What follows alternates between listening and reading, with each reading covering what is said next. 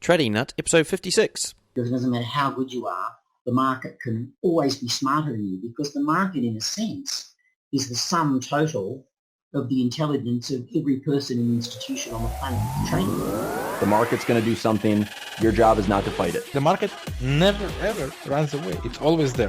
That personal diary of trading will make you a much better trader than... I could be right about the direction, but wrong about the trade. Don't focus on the monetary side. Trying to make too much money on a trade is what I have seen killed every trader. Your losses offer you some of the greatest insight you can find into your mistakes. Relax, learn the process. Candlestick pattern trading is a freaking trap. Don't be in a rush to become a millionaire. Let the market tell you what the market wants to tell you. This podcast is not financial, trading, or investing advice of any kind. What's up, traders? Welcome to another installment of the TradingNut podcast. I'm your host, Cam Hawkins, and today we've got Tim Walker on the show, here to talk to us about W.D. Gann and how he applies his methodology to the charts. We did a little video after the show as well, and I saw probably the most interesting indicator I've seen on a chart in a long time. So guys, if you want to check that out afterwards, head over there to tradingnut.com and you'll be able to see that video in the show notes. Now, what else can I tell you? Look, we've got 3 new robots up in the Robot Traders Club. So if you haven't joined that, then now's the time to join. We've got 3 new ones up there, very different. One is a no-loss robot. One is Fibonacci-based. And the last one is based off the, if you look back in the show, the no-nonsense Forex style of trading. So, guys, 3 robots there. It's 14-day trial as well, so you can get in there pretty quick and have a buzz. Now, talk about the 14 days. I've been doing the 14-day Ninja Trading Challenge, and this is my last couple of days. I've got to say, from a mindset point of view, if you want to change your mindset around money, then this stuff is really, really good. So there will be a link there on episode, I think it's a couple of episodes back, maybe episode 53, to go and sign up for it. I think you can still join that thing as well. So you can get 14 days of money mindset training. Part of that, which I suppose what that reminds me of, is a video I watched last night, which was off the back of a book, and it didn't even talk about the book that I'd heard on an Audible book just in the last few weeks. And the book was a bit confusing, but the video I saw will also help with not just your money, the money side of things, and if you've got a poor relationship with money, but it'll also help with life in general. And if you're trying to overcome obstacles and this sort of thing, the video helped me get past the blocks that the book sort of put up because it was so technical and based around science. It's all around atoms and a new finding that scientists have made around atoms and how they react to things, and the fact that we're all made up of atoms and how that can help us influence what may happen in the future in our lives. Really sort of, woo-woo stuff, but check it out, guys. It's quite interesting as well. All right, folks, I think that's enough from me today. Yeah, so do go and check out the video after the show. Do go and check out the Robot Traders Club. Give it a go. We've got 3 new robots in there. And check out the video, and I'll put a link to that video in the show notes as well with Tim's show. So without further ado, let's get on with the interview and hear from Tim.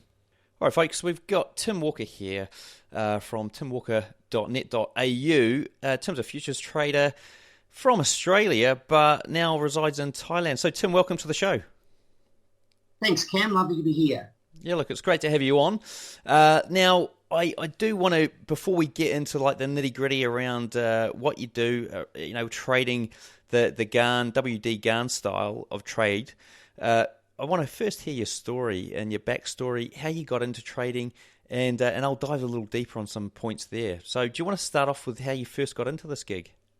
Sure. Well, it was rather funny, really. I was at a dinner back in 2003 and met a lady there who worked for a company that taught Gann trading. And I thought, what's Gann trading? I knew very little about the stock market at the time, but when she started talking a little bit about Gann and who he was, I thought, this sounds really interesting. So I followed it up and started getting some information, and the more I dived into it, the more fascinating it seemed, and then that led me into a career change about 3 or 4 years after that, where I first started trading and then started full-time trading. There must have been an odd conversation at dinner. So how did you go from like sitting next to this woman to talking about trading and then Gann as a as a style of trading? Well, as I say, it was funny because it started off with one of those common questions that you ask people when you meet for the first time, which is, what do you do? And she started telling me about her work, and she mentioned this name Gann, and I said, what's Gann? And she said, oh, it's a way of trading the stock market. And I thought, well, I always found the stock market interesting, but I'd never studied it. I'd never traded.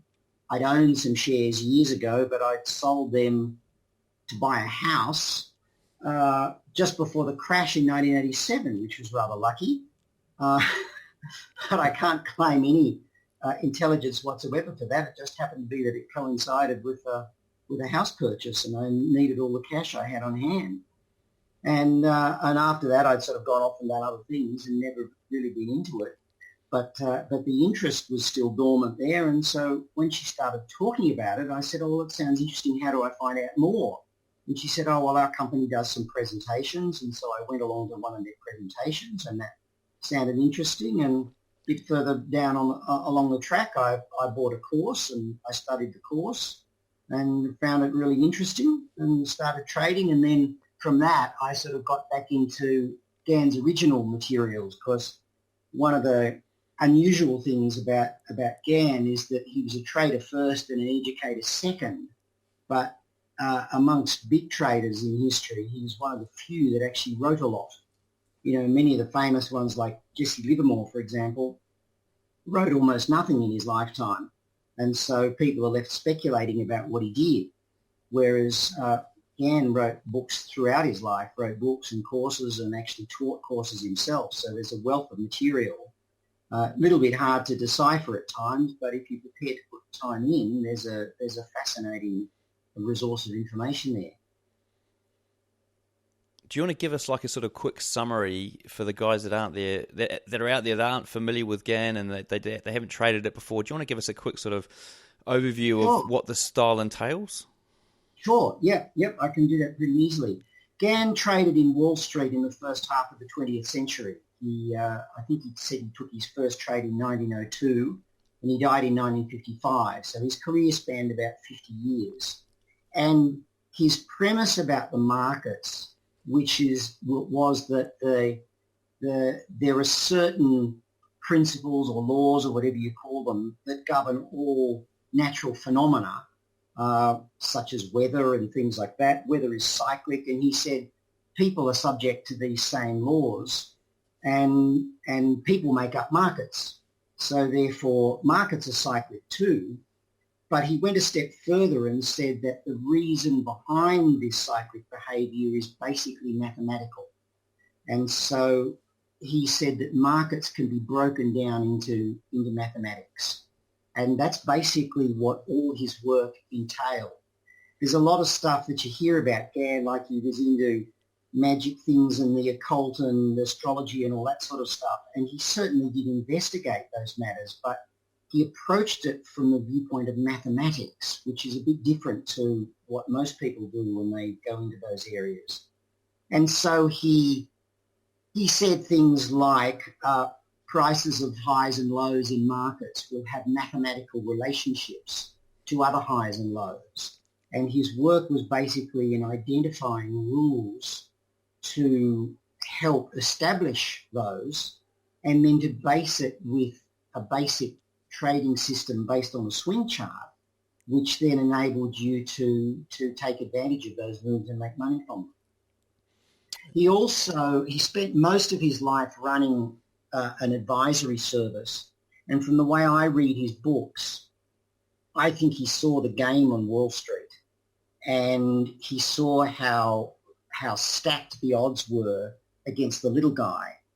And I think he tried hard to devise a system where an ordinary person could invest their savings and retirement funds and so on in the markets in a way that would avoid them being gobbled up by the system. So I think what he was trying to do was to help the average person make some money, and not just buying something and sitting and hoping that it would go up, but actually by having rules when the market was going up, when it was likely to go down, and therefore ways to trade both sides of the markets. And was it sort of like, was he trying to pick or help people pick the top and the bottom so their risk was less? He was helping people to identify when the trend was changing. Now, he did that to varying degrees. For example, for an investor, he would work off a monthly chart of a stock. And it wasn't that he ignored fundamentals, but he maintained, as many others have written, that all the fundamental factors get reflected in the price action of the stock, so that if you know how to read a chart, you can get an inkling of what the fundamentals are telling you more easily than you can if you try to pore over company reports and all the information you get in the financial press and so on, which is just too voluminous for the average person to comprehend. So he was sort of shortcutting that in a way. But if you were investing in a stock, you might be looking at a monthly chart, and so you might get a signal that the trend was changing maybe a few months after it topped. And so that would get you out with 90% of your profit intact, and then a chance to make money again on the short side as the price was falling. But then in his more detailed courses, he taught methods to get out much closer to turns. But generally speaking, although his own records indicate that when he saw a turn, he jumped on generally within a handful of ticks from the actual high or low, he probably taught methods like that to his really advanced students, but most people, he told them not to worry about trying to get that close. Wait for confirmation, wait for the market to tell you that the trend is changing, and therefore you can be much safer. Okay, so what made you fall in love with this style of trading, and why didn't you decide that I might try something else and see if anything else is better? Well, I suppose I was fascinated by the mathematical side of it, which for some reason just appealed to my brain. I have looked at some other things. For example, I've studied things like Elliott wave and a few other things like that. I've done some study of Wyckoff's work on volume. I suppose once I got into it, I found enough there to keep me occupied, and I could see the value in it enough that I didn't really feel I needed to go off and do too much else. It's a way when you get something that works, stick with it, rather than trying to turn a simple plan that works into a complicated one that doesn't. Mind you, I'm good at that too. So you did try a few other things and came back to this. And look, I mean, I've heard, and I must have, it's probably years ago, somebody's going, oh, well, now and again you get somebody saying, oh, Gann doesn't work, this doesn't work, this doesn't work. Very polarizing. But can you sort of elaborate on why somebody might think that if they were coming to this new? Yes, I have a few theories on that. One is I think that too many people don't actually go back and study what Gann wrote himself. So most of what you hear about Gann comes from what other people have said, when those other people themselves might only have taken a cursory look at his work. His work is sometimes difficult to get into because of the absence of charts. Charts were fairly hard to produce back in the 1930s, although there are some in his books, but a lot of his lessons don't have charts with them. And so I've actually gone back for myself and recovered out of old newspapers a lot of the data so I can put the charts together, because it's the only way to understand a lot of what he's saying. But also, people are fascinated by the word forecasting, whether it's forecasting the weather, forecasting the horse races, forecasting the stock market. having their palms read, their charts read, the tea leaves read, the runes read. It's just one of those things that captures people's imagination. And this thing that's almost a myth has grown up, that Gann would forecast everything that happened in the markets before it happened, and that he was some sort of super guru who knew everything and used magic or something. And it's just not true. And unfortunately, when people see that it's not true, having heard it, they say, oh, well, the whole thing's rubbish. Whereas my understanding of Gann, and I don't claim to be the expert, but my understanding is that he used a lot of simple logical things that many people would benefit from. Simple things such as price moves in markets are a bit like, he didn't give it this way, this is my analogy, but like the waves at the beach. When you go to the beach on a certain day when the tide's at a certain level, the waves are all of relatively similar heights. Some are smaller, some are bigger, but, it's either a day with a big swell or a small one, and you get waves accordingly. And so in markets, you will see a wave, in this case being a price move up or down, and markets have a tendency to make moves of similar price range. And when you see a range that the market's done 3 times before, and you see that it's done a very similar range this time, one, it's a good reason not to buy it at this point in time.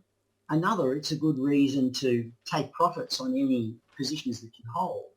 And 3, it's an opportunity, if you like trading short, to look for a signal that the market might go the other way. So it was simple things like this that a lot of people don't hear about. I've heard stories of people arguing that Gann didn't use swing charts, and yet his basic trading system, which he taught in at least half a dozen different lessons, is swing-based. And I think it's this fact that people go off and they want to understand the esoteric, and they want to say that, Gann applied ancient mathematics or astrology or something like this to the markets. I'm perfectly aware that he studied those things, and there are writings of his where he talks about some astrological things with the markets. But there's also an interview in which he says the problem with astrology is that most astrologers are not mathematicians, and therefore astrology doesn't work for them. So in his own words, it was clear that he was using that as a component in his view of the market as being mathematically based. And I think too few people hear that message, and therefore they throw the baby out with the bathwater and just think that the whole thing is rubbish, whereas a more balanced presentation of the mathematical aspects of his work, I think, would help a lot of people. Righty-ho. Okay. And, so back in the day when you were getting to the point where you were starting to find consistency and profitability with what you were doing, how did that play out? What was your approach? Well, when I started studying, I was working full-time. I didn't have much time to study. I used to do it either in the morning before I went to work or in the night when I came home, and I worked fairly long hours back in those days. And I was excited about it. And later on, the opportunity came to move on from the job I was doing at the time. And I had a bit of money saved up, and so I thought, well, I'll use this opportunity to get in and do some serious study. And so I spent probably the best part of 12 months after that, really trying to pull everything apart and understand it. And after that, I was able to bring it all together and make something out of it. And so when you sort of get into the real detail around it, and you were, you're placing these trades week on, week off. Was there a turning point, a turning week where things started to look better? There was a funny trade which really was pure luck. I can't claim any credit for it whatsoever. I took a trade in a stock in Australia that later went off the board because it merged, but it was called Coles Myer. And it was a simple trade. I think it was a double bottom trade from memory. And I took the trade, and I was halfway through the trade. It was still open when a takeover offer came out for the company. And as often happens when a takeover comes over and it's not expected like that, the stock price jumped. I think I bought the stock at $9 something. It traded up to about $10, and then it jumped instantly to $13 a share. So I'm walking down the street not thinking about anything to do with the markets. And the broker rings me and says, there's just been a takeover bid on Coles Myer. Your share's now trading at $13. What do you want to do? And I thought, what the hell do I do? I had no idea. So I said, close it out, take the profit. And I did. I took my profit and ran. And that was sort of a turning point, because up to that time, I'd been studying all the rules, and yet it didn't seem to be working for me. I was trying hard. I was even doing all the things that the book said, but the profits weren't coming. I'd make some, I'd lose some, whatever. And that one, it's funny. Like, it was just a big profit that I almost didn't deserve, really. I took the right trade, but I was just lucky. And but it did. It changed my psychology. It just gave me a lift, and gave me the impetus to keep working at it. Okay, all right. So that was And did your trading improve after that? Well, it did, because it's funny when you have a positive outlook, you tend to take better trades, or you manage them better, or you analyse the chart better. And I vividly remember some years after that, I was presenting a seminar in Sydney, and a guy who I'd met at seminars before, he knew me. He came up just before we were starting, when I was getting ready, and said, oh, gee, it's been hard to find good trades lately, hasn't it? And it was funny, because just before he came up to me, I'd been looking through several good trades that had been in the market recently and wondering which ones I should talk about. And so he sort of took me by surprise, because I'm looking at all these good trades, and he's telling me how there haven't been any. So I turned the screen around and said, oh, well, what about this one, and this one, and this one? And, oh, that's funny, I didn't see those. And, it's one of those funny things that we often don't realise. It's a bit like the police say, you get half a dozen witnesses to a car crash, and they all give a different version of what happened. And we think that reality is sort of a fixed thing out there. We think, there's a chart in front of us. Everybody's looking at the same chart. We should all take the same trades. But it actually doesn't work that way. We can all look at the same thing, and we all see different things depending on our mindset and our basic thought patterns.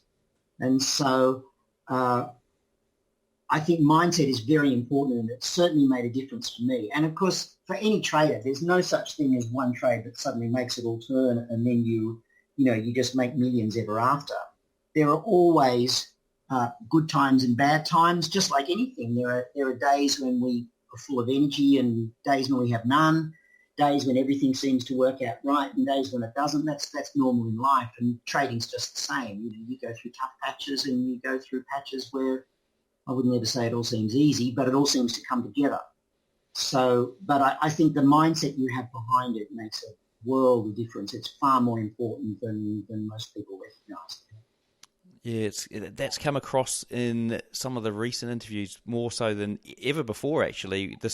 The way that you actually see the chart see the market and see trading from I suppose, an outcome point of view.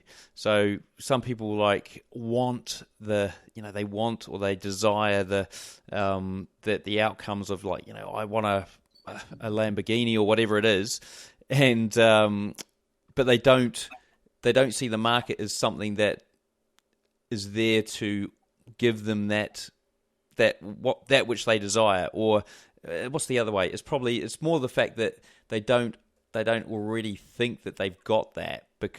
Am I trying to explain this correctly? It's very much like this guy said it perfectly in this previous interview, where he said, look, I look at the market and I just say, this is a place that's going to get me my Porsche, and this is what it does. It gives me money. Versus a lot of other people who, you hear somebody saying, well, the market's too slow at the moment, or the market's not volatile, so there's nothing happen, I can't make any money. All these sort of reasons as to why nothing's going right for them. But if you just flip it around and go, in actual fact, this is the thing that just generates cash for me. It's like an ATM or something like that. All of a sudden, you've got a different perspective, and there's a higher chance of you having success, which it sounds like happened to you when you had that big winner, and it just flipped that around. Is that right? It's true, yeah, and you hear that a lot. You hear people say, the big traders are running my stops, or things like that, as though somebody has nothing better to do than to look at the positions of a small trader and run their stops and so on. It's like the market. The way I like to think of it is that the market is neutral. The market's willing for you to make $1 million or lose $1 million, depending on whether you learn the rules that govern market movements or not. If you understand how the market moves, then you can do the same thing. And, it's a bit like the same as if you understand that winter's coming, to go out and buy warm clothes. You don't go and put on your beach gear and go to the beach when it's -2, simply because you understand the way the seasons work. And the market's actually not that dissimilar. There are certain periods of the year when markets habitually rise and when they habitually fall. And some of those are encompassed in popular sayings like Christmas rally or sell in May and go away or things like that. But seasonal moves like that occur at different parts of the year all year round in all markets. And if you study a market long enough to notice what those seasonal moves are, then you've got a bit of an edge. And it's like anything else. You don't need to master something, but you just need to have a bit of an edge that enables you to stay ahead of the crowd. And it takes work to do, but most of the work really is on yourself. I think many traders have a reasonable trading plan. They have a way to make money, but their own mind sabotages them. Yeah, I think I tend to agree. Now, you mentioned before the show that you trade the futures markets in the US and the Aussie indices. Is that right? Well, I have traded a number of the US commodity futures over the years. Nowadays, I just trade the Australian SPY 200 futures, which is the futures contract based on the ASX 200 index. Because I found that limiting my attention and focus to one market enables me to see a lot more of what goes on in it. Many people don't like that. Many people don't like the fact that every market has times when it does nothing, and so there's not much money to be made in it, and they feel they've got to run off and have half a dozen markets. But I always liken it to focusing the sun's rays through a magnifying glass. If you focus it to a point like that, you can set a leaf on fire, whereas otherwise you've just got the warm rays of the sun, but they're not focused. And attention is like that. If you can focus it on a point, such as one market, then you understand a lot more. Like I've seen a lot of things like what the SPY typically does on the open, or what it does around the close, or what it does in the open of the evening session, or the times of day when moves tend to happen, or when turns tend to happen, or how it reacts to the European market or the US market. Now, most of that wouldn't apply to, say, US market, or it would have similar things, but they would happen at different times.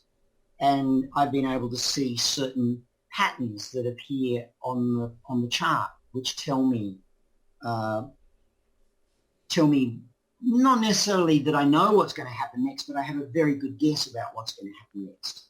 And so I can therefore place my orders accordingly, which if I was scattered across a number of markets, then I would lose that penetrating view of one of them. And I find if you concentrate on one like that, you can get a system that generates regular profits. And once you've got regular profits, it's just a question of letting the account size build up to a point where you can trade a position which generates the sort of money that you desire to live the life you want to live. I see trading as a means to an end, not an end in itself.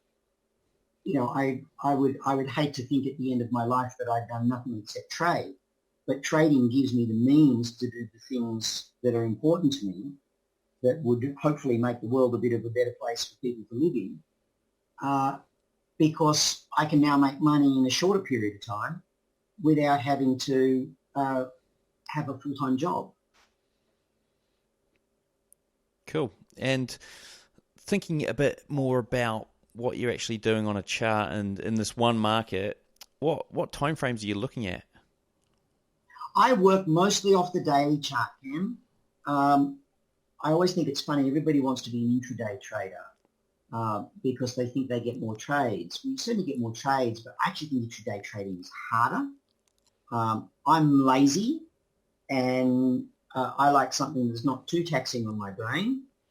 And a daily chart, I get time to analyze it, and I will watch what the market does intraday because it sometimes helps me understand the daily chart. But you get less volatility on the daily chart, and you can get intraday moves if you're trading, say, an hourly chart or a 15-minute chart or something that might stop you out of a trade that is perfectly safe on the daily chart. So I work on the daily chart and I place my orders on that. And so, my average trade would probably last 2 or 3 days, sometimes less, sometimes more. Sometimes I'll build up a position. I have different ways to manage the trades, and a trailing position might last even a few weeks in some cases, but most of the trades are only a few days long. And that means I don't have to be wedded to the screen all day long. I always check the markets when I wake up in the morning. In my time zone, the day session of the SPY opens just before 7 a.m.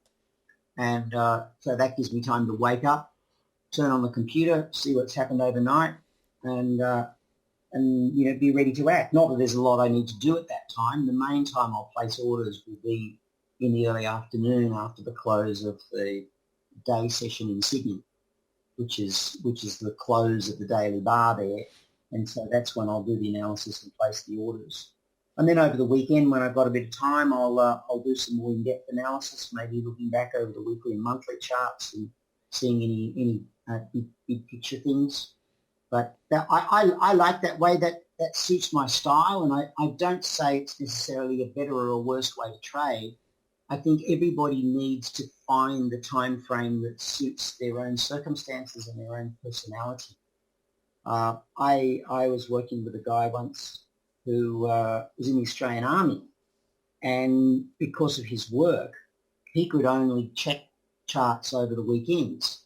So when I told him you could trade off a weekly chart, he thought that was terrific because it suited him. Other people like to, and they're good at making short, sharp, snappy decisions. And so they can trade intraday and do well out of it. And so I think it's more about understanding yourself rather than saying, well, what does so-and-so do? Mm. And what about winning percentages and risk to reward ratio? How do they look? Well, I think the two need to be combined. People will often just talk about risk reward. They say, "Oh, I've got a 2-to-1 reward to risk on this trade, or a 5-to-1 or something."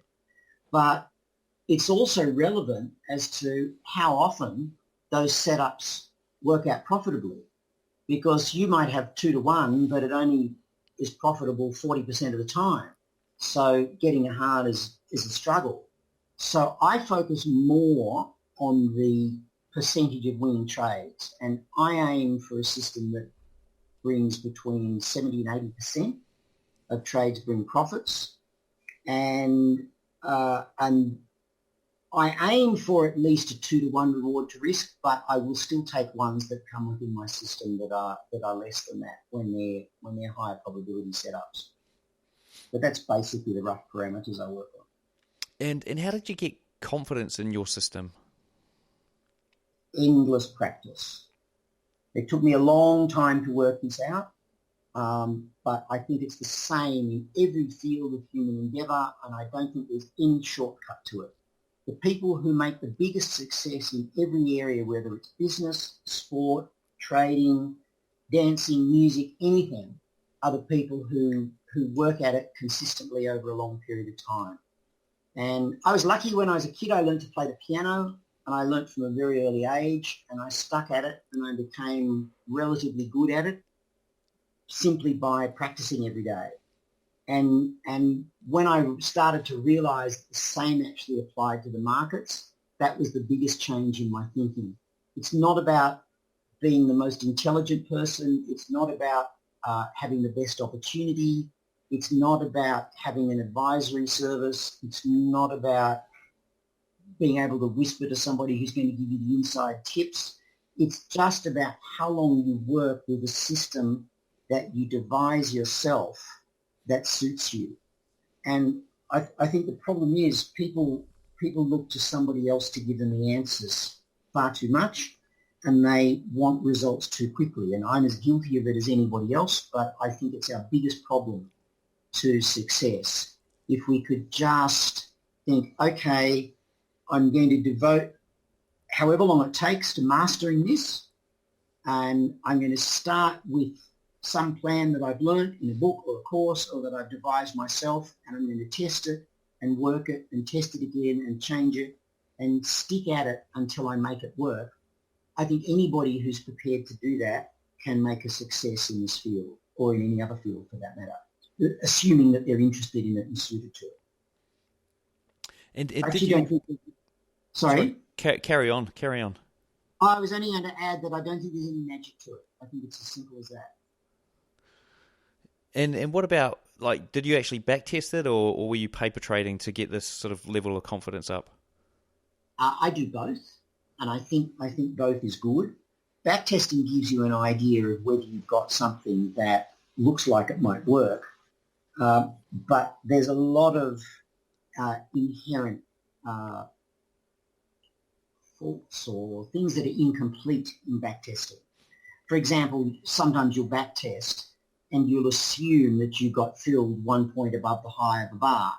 But when you start to look at it in real time, you find that the market gapped and it didn't show because there was an intraday move somewhere, and or the market was moving really quickly because a bit of news came out that sent the market running. And so your fill might be much worse than you were expecting.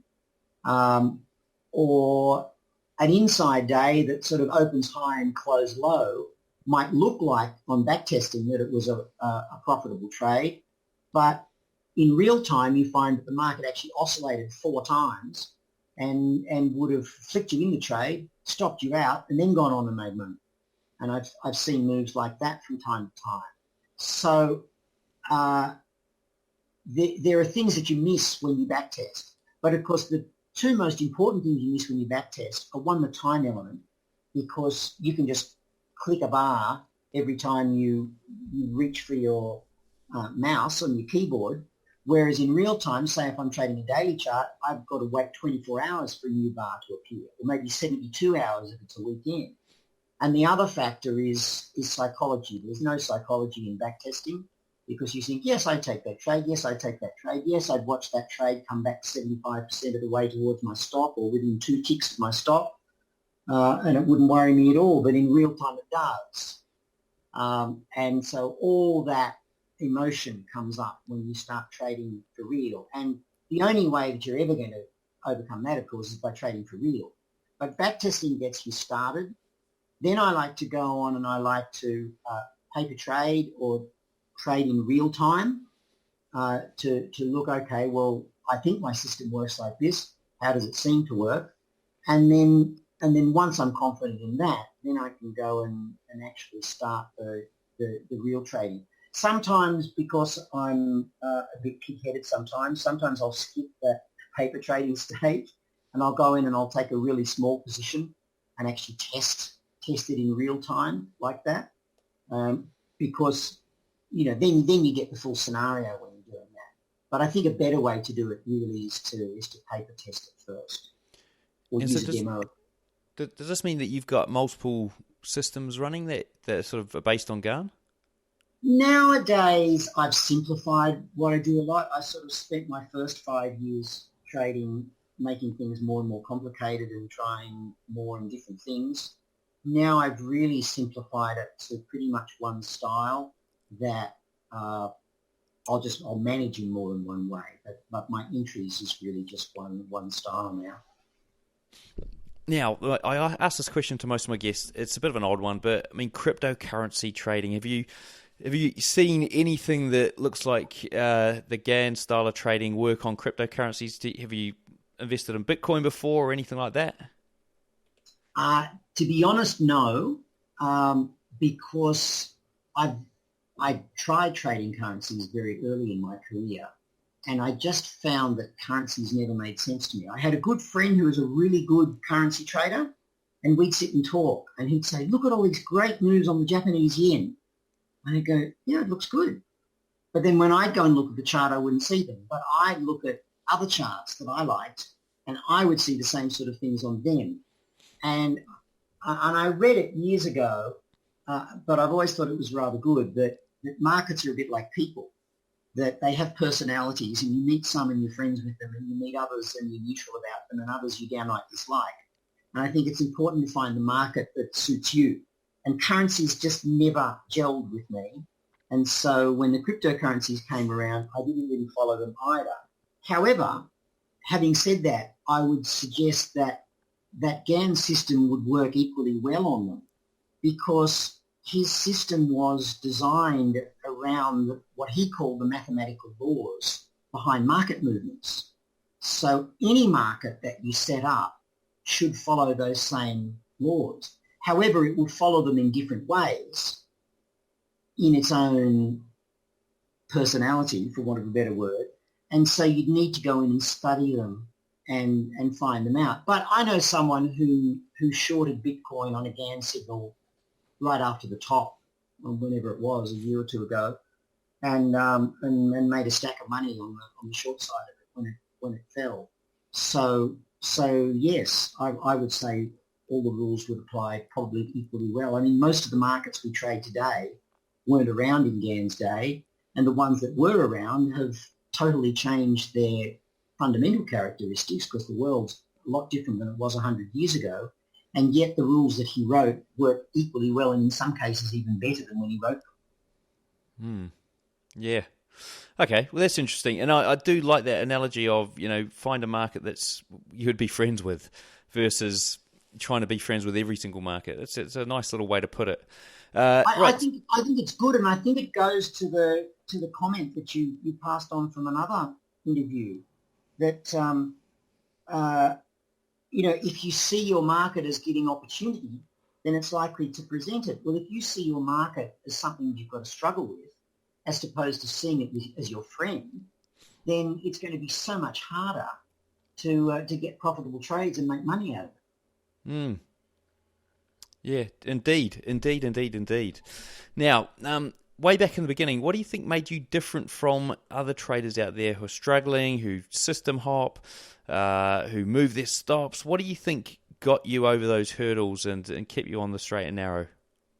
Well, firstly, I don't think I'm any different at all to everybody else out there. I think we're all in the same boat. And I probably made all the mistakes that everybody else makes. But I stuck with it. And I think persistence is a really big thing. You could call it stubbornness, and I wouldn't disagree with you. I think I am quite stubborn. When I get my teeth into something, I don't like to leave it on a bad note.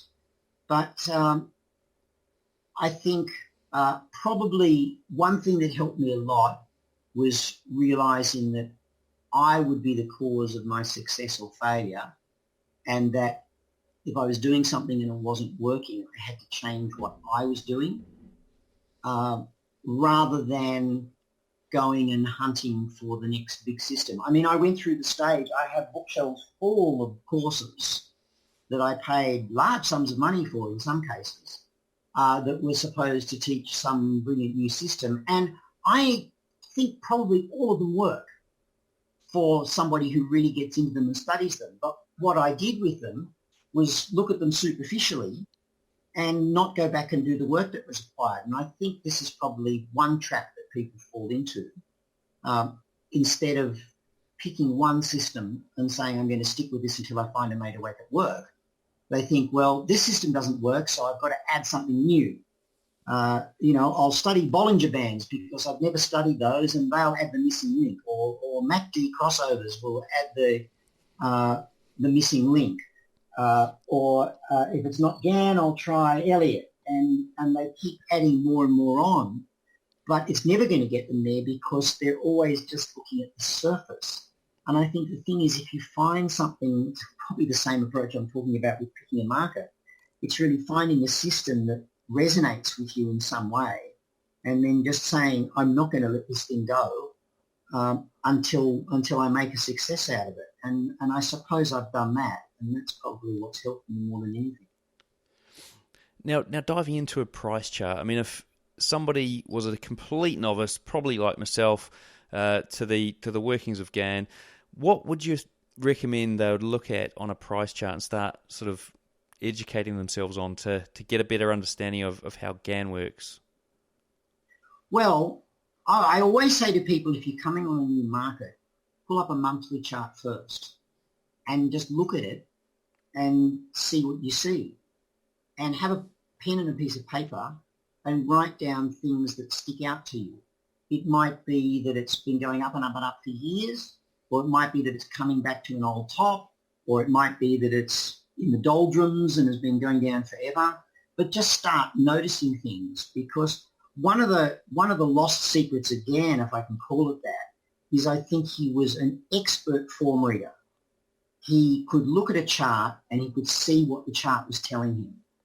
And I liken reading a price chart to reading a language like English or any other language. And, I've had the experience living in Thailand over the last few years of learning a new language which uses a writing script totally different from English. It has nothing in common with it whatsoever. And so therefore my brain can't use any of the pattern recognition that it uses with English. And I see how long it's still taking me to acquire the same level of proficiency in reading Thai that I have in reading English. I can read it, but I can't read it with the same skill that I can read English in the same ease. And I see a price chart as exactly the same. We don't speak, we don't make sounds out of a price chart, but every bar, every swing is another letter or another word or a sentence. And combinations of bars make phrases, and the market over time makes a story. We've been in a bull market in the equity market since 2009. Well, that's like a whole chapter of a book or a whole section of a book. But the bear market of 2008 was a different chapter. It was a different story. Maybe it was a different short story. And I don't claim to be able to read all of that, but I practice it. And I think Gann was an expert at it. And I think that really should be the starting point of anything. Gann gave an interview early in his career, and the person who was interviewed about him said that, quite aside from his scientific approach to the markets, he could beat the market just based on his form reading skills. And people just skim over that with Gann. They think, it's all about the magic numbers and this sort of thing. But actually what he did was use his mathematical points to identify times when the market should change, be prepared for them in advance, and then wait for the signal. Wait for the market to make a screaming run into the top, which indicated that the buying was about to come to an end. Waiting for huge volume to come in, showing that sellers were now entering the market. Waiting for signal bars, waiting for lower swing tops, things like this, that would tell him that the other analysis that he done is actually going to come off, because he made wrong forecasts and he made right ones, and it was probably about 50-50 on a rough estimate of what I've done from reading his works. But I don't think he cared whether his forecasts were right or wrong, certainly not from his own trading perspective, because he could read a chart. And sometimes if a signal doesn't work, if the market goes against what you think it's going to do, that's a signal in itself. Because if all your indicators tell you that the market's going up and instead it breaks support and goes down, then that's probably saying that there's a good down move coming. And there are very few examples where Gann wrote about his actual trades, but there is one from very late in his career which I've studied in a fair bit of depth, on a market that doesn't exist anymore, eggs futures. You used to be able to trade in eggs futures in those days. And he wrote about 3 pages of reasons why the market was going to have a top for a reaction. And it went down for 2 days and then went up and took out the top. But I followed through his description of it after that and see that despite the fact that his analysis was wrong, he made money out of it. And that was entirely from his skill in reading the market. You know, there are comments in there where he said, well, I covered shorts and went long again because the market didn't go down for the 3rd day. So it came down, it hit support, it couldn't break the support, instead it went up. So he turned around and went back with the trend of the market. And there's umpteen examples where he talks about doing things like that you simply cannot learn from a book. You can only do it by repeated study and repeated experiment and getting it right and wrong and analysing what you did. And, you know, I don't claim to be a master of the markets. In another 10 years, I probably still won't. Gann himself said that after trading for 50 years, he said no one can learn everything that there is about forecasting and trading the market. It's just too big. It's a lifelong study. And I think that's what makes it fascinating, because there's always something new. There's always something more you can understand. I think Livermore characterised it in a similar way. He said the market's like it's a battle of wits that you enter every day. And it never ends, because it doesn't matter how good you are, the market can always be smarter than you, because the market, in a sense, is the sum total of the intelligence of every person and institution on the planet trading it. And as most markets are international nowadays, it can be worldwide. So no one person can have more knowledge than that. All we can try to do is to understand what drives the market, what makes it go up and down, and try to read the signals so that we can see what the smart people are doing and do the same as them. There's a guy who was a contemporary of Gann's back in the 30s who was called, his name was Frank Tubbs, and he wrote a course, and he said our job as traders is to learn what he called them the manipulators, what the market manipulators are doing. He said we have to learn what they're doing and do the same.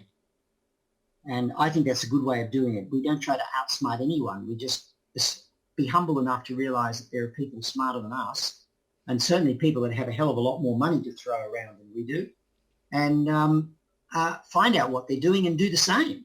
You know, just say, you know, can I come too, please? Indeed. Look, I'm going to dive into the quickfire round here to wrap up the show. So this is a few questions that are going to help the guys sort of wrap everything up and pack it up and understand how it is that you got to become an expert at Gann and trade the market successfully. So first question is, how long did it take you to go from trading newbie to consistently profitable? About 2 years. What's your mental approach to trading, and do you have any special techniques you can share with us? Study swing charts and form reading. That's probably the thing that's helped me the most. What's your favourite entry setup? Double top or bottom on a 50% retracement with some time behind it. What strategies do you use to exit or manage active trades? I look at percentages of previous ranges, and I also use trailing stops behind swing charts, swing tops and bottoms. What's your recommended trading book? For someone who's interested in Gann, I always recommend the very first book he wrote, which was called The Truth of the Stock Tape. Stock tape was the old ticker tape that they used to print out live prices on. So he wrote a book called The Truth of the Stock Tape, and it's all about chart reading. It's not his most well-known book, but I think it's the best one as an introduction. If there was one thing you'd recommend any retail trader spend the next month mastering, what would it be, why, and how could they go about mastering it? Once again, form reading with volume. How would you go about mastering it? I would start, if you had no books in front of you, open a chart, look at it, calculate the range of the bar, compare the range to the volume, and start writing down what you think that bar is telling you about what's going to happen tomorrow. Do that every day for a month and you'll learn a hell of a lot in a month.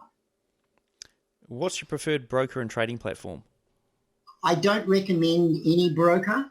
I was in MF Global when they collapsed about 10 years ago, and it made me realize that, sorry, brokers can't be trusted. Brokers have a business to run, and their business is making money off commissions. And their business is not to make you make money. So, MF Global, they went bankrupt because they did naughty things with their clients' money. No executives of the company were ever prosecuted for it. It happened again 100 years ago. It's happened now. I'm sure it will happen again.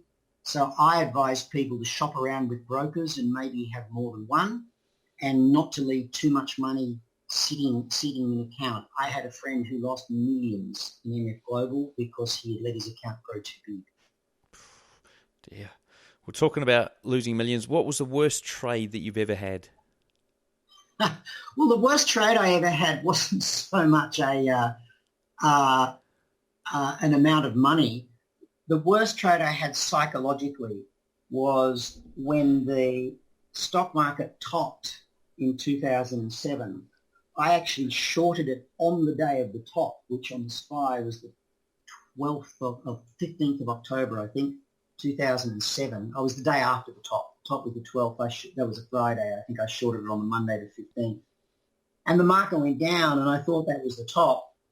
And then it was the 20th anniversary of the 1987 crash, and all the newspapers were going, oh, it's all going to happen again. And, of course, instead the market rallied. And I panicked, moved my stop down, got stopped out of the trade, took a loss on the trade, and then watched the market collapse. And it took me weeks to get over that and get back in again. I can imagine. That's indelibly etched on my memory as my worst trade. Actually picking the day of the top and not making money out of it. I was livid. Yeah. If you could leave our listeners with one piece of advice, what would it be? Never give up. Persist. Analyze your mistakes. Learn from them. But know that if you stick at it, you will win. And Gann gives that message all through his books all the time. He said, if you persist with it, you will be successful. And I think so many of us give up when we're 9/10 of the way there because it's always darkest before the dawn. But when it seems bad, don't give up. Okay, brilliant. Look, Tim, we've got one more question. So the last question of the show is, we'd like you to give us the bones of a trading strategy: entry setup, stop loss, take profit targets, market time frame. Basically, something our listeners can have a bit of a play with at home this week. Sure. Well, as I say, I trade off a swing chart. I trade off a swing chart on the daily chart. And the simplest setup is simply a higher swing bottom or a lower swing top. And you simply find a range that is big enough to offer you a profit that the market has done. And when the swing chart turns up, you buy again and don't be greedy. Take a percentage of that previous profit. I always look for less than what the market did previously, because obviously on simple probability, it's more likely to do less than it did last time than it is to do equal or more. So if I'm not greedy and I take less, then I can just keep putting a small profit in the bank. So that's what I do. Look for a higher swing bottom and buy, or look for a lower swing top and sell, and look at whatever percentage you work out of its previous range looks to be reasonably good odds. You're looking for something that your market's going to do 70 to 80% of the time. So it might be 75%, it might be 50%. But if you've got something that works that often, then it's going to give you relatively few unprofitable trades and a large number of profitable ones. That's my simplest setup. There are other ones that I use, like double tops and bottoms and so on like that. But the swing chart one's a simple one that anybody can go and have a play with. Okay, cool. And so that means, so I've got it clear. So we've got a little sort of, I suppose, swing low, and then you've got a bigger leg up, then you've got a leg back down. So the leg going up next is where you take that trade, Correct. But you get exiting a percentage of the second leg. That's correct. Yeah, okay, cool. So it might be 70% of the second leg you exit, and I'm guessing your stop is below the swing low of the second? Second swing below the swing low. Okay, hopefully you guys can work that out. You can experiment with ways to reduce that risk, such as you could move the stop up under the low of each daily bar, You could have a point where you move it to break even so you can't lose money on the trade. There are all sorts of different ways, but you really need to test those in depth on the market and trading, because every market has its own ways of moving, and you need to get one that's market specific. But the simplest way is just to leave the stop under the swing. But if you can reduce the risk like that, then even though you might have, say, 1 in 5 or 1 in 4 trades that loses money, it might not lose the amount that you're risking on. It might lose half that or a quarter of that. Oh, okay. Yeah. Gotcha. Hopefully you guys have worked that out. Now, before we wrap up, what's the best way for the traders to get hold of you? Well, my website is www.timwalker.net.au. You can contact me through that. There's a contact link there if someone wants to send me an email. I do write a market newsletter each week, which people are welcome to try out if they're interested. But that's the easiest way. Go to the website and have a look, and send me an email through that. Brilliant. Well, look, a big thank you to Tim for sharing with us today. Everything we've discussed here, along with all the links, are in the show notes. To find them, simply search for Tim, maybe search for Tim Walker in the search box on TradingNut.com. Until next time, I wish all my listeners trading happiness and success. Righty-ho, folks. Hope you enjoyed that interview with Tim Walker. Now, do remember that we did a video after that. Immediately after it, we shot a video, and that video, you're going to see the funny indicator that he's got on his chart, which he talks us through. He shows us how he does an entry and exit. It's fantastic stuff. Head over there. There should be a link in the show notes here, so go and check that out. Now, whilst you're there, check out the Robot Traders Club. As I said, 3 new robots in the club. So you sign up now, you get 13 robots 14 I think, straight out of the gates. Really getting some momentum there, guys, so go and check that out.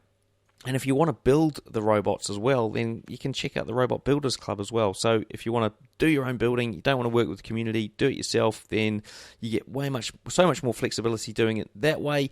Go and check that out, the Robot Builders Club. What else? Oh, yeah, and there's a link to that extra video that I mentioned at the start of the show, which will hopefully help improve your life. All right, guys, I'll see you on the next episode of the Trading Nut podcast.